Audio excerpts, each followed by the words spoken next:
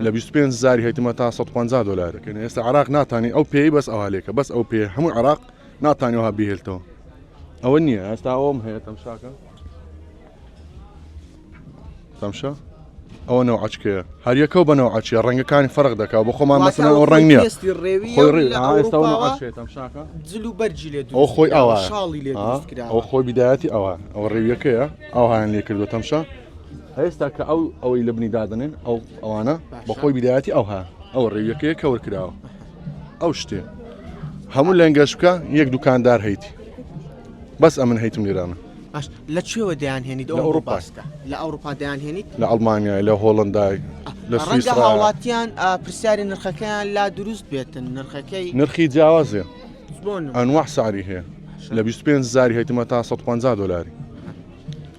یعنی ئەم بۆ خۆم تەلەب دەکەم بۆ خۆمەوە لە ئەوروپای تەلەب دەکەم ئەو شتێک یعنی هەموو شتە شمان هەیە فەرو ئێستاوان برنجی تەبیعی ئەسڵە تەمشاکە چۆن پڵینگی پڵینجی ئەسلیان کردوتەوە عیوان تەمشا عیوانە ئەسڵ ئەسلیش پێستی پڵینگە پێستەکەیتی یعنی هەموو بابەتەکی دروست دەکرێت